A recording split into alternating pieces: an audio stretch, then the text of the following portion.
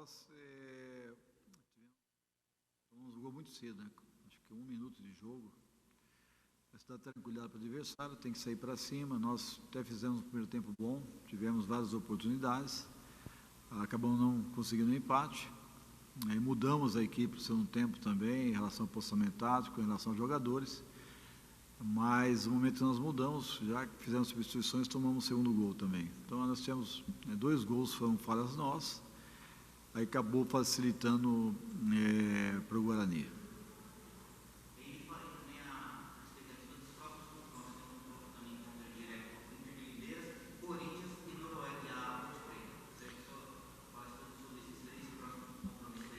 Nós temos tanta dificuldade, nós não conseguimos formatar uma equipe por completo, nós temos poucos jogadores no elenco, até pelo calendário do campeonato ser um calendário onde é apenas 3 meses, então nós tivemos muita dificuldade para contratar. Nós estamos tentando contratar, porque nós não temos reposição em várias posições, então estamos tentando contratar, ver se a gente consegue. Até uma preocupação muito grande, nós temos que colocar os mesmos jogadores para jogar. É uma preocupação em relação à lesão. Nós já tivemos a lesão do Vitinho, nós tivemos do Pedro Felipe também, que não participou do jogo de hoje.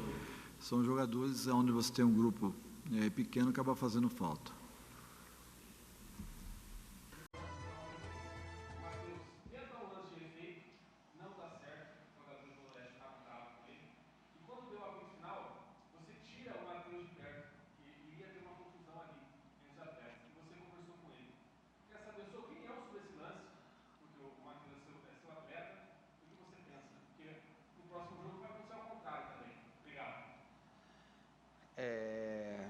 Sobre o jogo, eu acho que a gente fez uma partida muito segura. A gente teve tempo para estudar bastante a equipe do Noroeste e é uma equipe muito qualificada na hora de atacar, que coloca vários jogadores em cima da nossa última linha, vários jogadores flutuando entre as linhas e a gente sabia que ia ter um pouco de dificuldade para encaixar no primeiro momento, mas depois a gente acertou e assim criamos várias oportunidades de primeiro gol, de bolas de contra-ataque, fim de construção. Então eu gostei muito da partida. Com relação ao Matheus Regis, a gente sabe que o futebol tem algumas nuances que a gente tem que respeitar, né? Para te falar a verdade, eu sou totalmente favorável ao atleta ter liberdade para dar o drible que ele quiser, né? Eu sou totalmente favorável a isso, mas entendo que num jogo 2-0, faltando poucos minutos, isso possa soar como um desrespeito, né? E essa foi a minha preocupação, em pedir desculpa, porque eles têm o direito de se sentir desrespeitado. Mas eu acho também que o Matheus Regis tem o direito de dar o drible que ele quiser. Porém, acho que ele tem que escolher melhor os momentos, foi isso que eu falei para ele. E que também achei desnecessário, naquele momento, aquele tipo de drible. Então, como eu falei, se colocar no lugar da equipe que está perdendo, no final do jogo, um drible que não é um drible muito convencional, muito comum de você ver, e que pode gerar realmente algum atrito, né, e alguma confusão. Então, eu fui ali, em alguns jogadores que estavam mais próximos, mais exaltados, eu pedi desculpa, falei que cobraria ele. Mas o meu pensamento sobre o lance em si é esse, né? No futebol tem isso, das pessoas não entenderem algumas ações, algumas jogadas e ficarem chateadas, enfim. E eu acho que a gente tem que respeitar.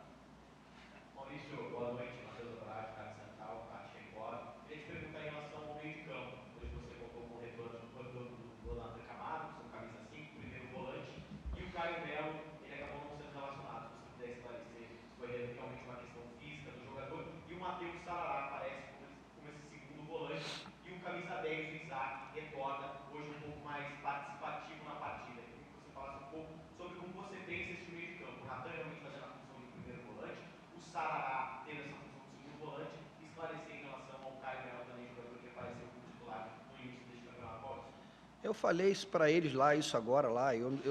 Talvez eu tenha 35%, 40% de um time que eu considero um time titular, um time base. Os outros, a gente tem um grupo muito homogêneo, um grupo que tem entendido muito o que eu quero.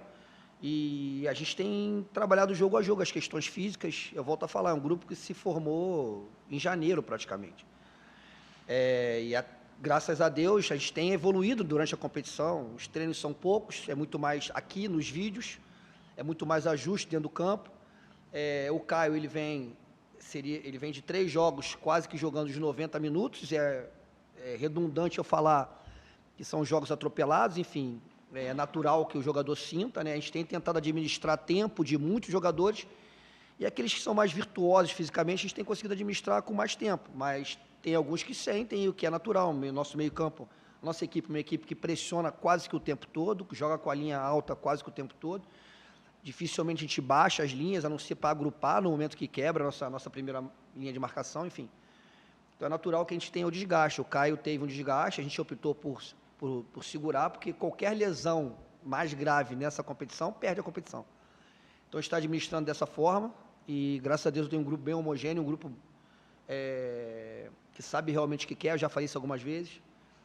É uma rapaziada que tem me dado muito orgulho, a forma como eles têm representado a camisa do Guarani, a forma que eles têm honrado, né, a forma que eles têm ido para campo e encarado o jogo com muita coragem. Então, a gente tem, respondendo a tua pergunta, o que eu tenho feito é administrado de alguma forma sem que a gente perca a qualidade. Boa noite, Alexandre.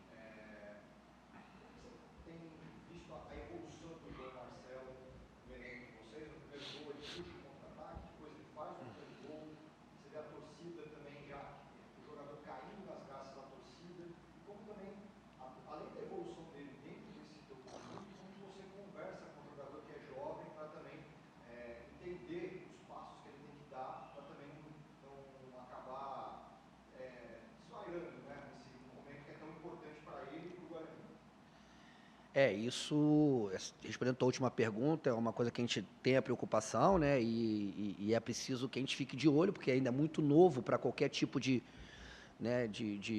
vaidade, né? É um jogador que tem nos agradado muito a forma como ele se entrega, é um jogador que pressiona muito, que se movimenta muito. É claro que tem alguns ajustes para fazer ali mais no terço final do campo, se posicionar um pouco melhor para atacar a bola que ele quer, né? Entender um pouquinho mais como a equipe vai achar ele no terço final, e ele tem evoluído nesse sentido também. Muitos vídeos individuais, muita fala, muita conversa, alguns ajustes no campo. Mas ele tem muita coisa que o 9 tem que ter, né? Ele é muito veloz, ele se movimenta muito, ele ataca bem a área, ele tem presença de área, ele tem faro de gol, ele gosta daquele setor ali de atacar, de chegar próximo, tem velocidade. Hoje eu cobrei ele um pouco mais de movimento para os lados, porque a equipe deixava ele no mano, e ele estava muito preso em cima do último central, e era interessante que ele fizesse alguns movimentos rodados para a lateral do campo. Ele acabou fazendo isso. Nós conseguimos construir alguns ataques, sair da pressão que, em determinado momento do jogo, a equipe do Noroeste imprimiu, porque eles mudaram de zona para uma marcação individual, então muda a referencial do ataque. Eu cobrei isso no intervalo e pedi para que a gente voltasse a pressionar, que no segundo tempo eles também deu uma quedinha, no primeiro tempo eles deu uma queda na questão de pressionar, e o João ajuda muito nesse momento, porque ele pressiona um, pressiona dois, ele fecha meio, ele ataca espaço, e ele hoje, depois do gol, ele sentiu o cansaço que é natural. É um outro nível de jogo, além do emocional, que é uma questão também que pode estar pesando para ele nesse momento, mas eu estou muito satisfeito com o que ele tem entregado, muito feliz mesmo, e tenho passado para ele o tempo todo para que ele tenha pé no chão, porque é só um começo, e ele, para que ele almeje realmente coisas grandes, é daí para mais. Tudo bem, tudo bem.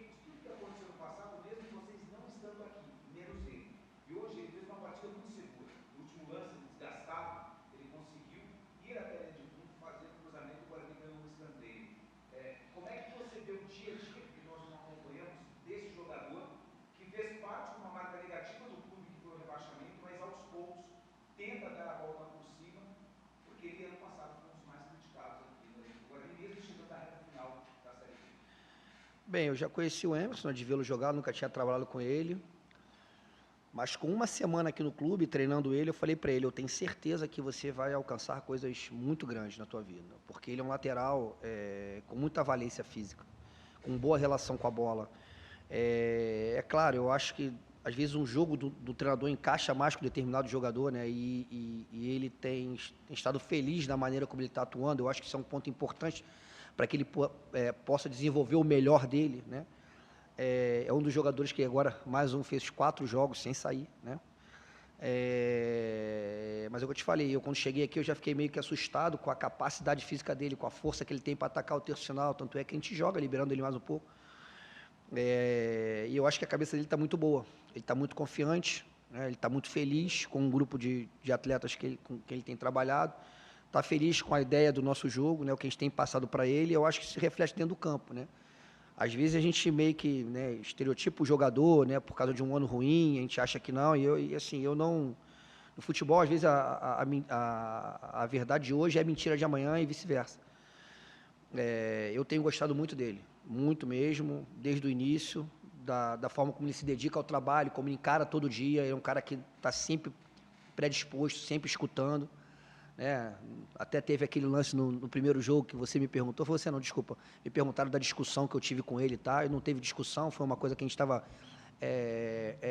conversando, que ele saiu da trave e tal, e ele, na mesma hora deu um sorriso.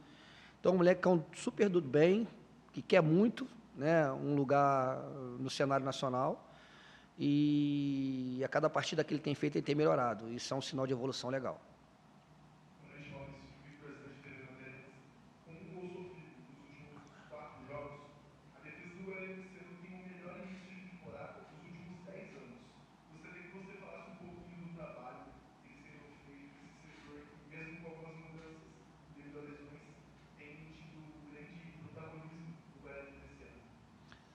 E um dado interessante, né? São 5 zagueiros diferentes e 6 defensores, porque começou com o Ian, né? E agora está jogando o Lucas. Então são 6 jogadores de defesa que nós já usamos em 4 jogos. O que eu falei para ele que eu ia sustentar a minha gestão em 3 pilares: informação igual para todos, ser justo o máximo possível, sempre, e jogar aquilo que na minha opinião está melhor. Eu acho que se dá muito pela qualidade que eles têm, por acreditar realmente que eles são capazes. Eu falei isso para eles agora, quando acabou o jogo. A gente precisa acreditar na nossa qualidade, que nós estamos fazendo, e é muito pouco ainda, a gente tem um objetivo muito claro ainda, que é livrar do rebaixamento, esse é o nosso primeiro objetivo. Mas eu falei para eles que o que eles estão fazendo em pouco tempo de treino é porque realmente eles são capazes, né? Então, a gente tem talvez um trabalho muito mais específico com o setor defensivo, porque a gente precisa ser uma equipe coesa, uma equipe realmente que sofra poucos gols, porque a gente vai acertando o ataque aos poucos. E vão chegando novos jogadores para ajudar também. Então, assim, eu reputo tudo a qualidade deles, a entrega deles e a aceitação da nossa ideia. Eu acho que o bom momento se dá por isso. Boa noite.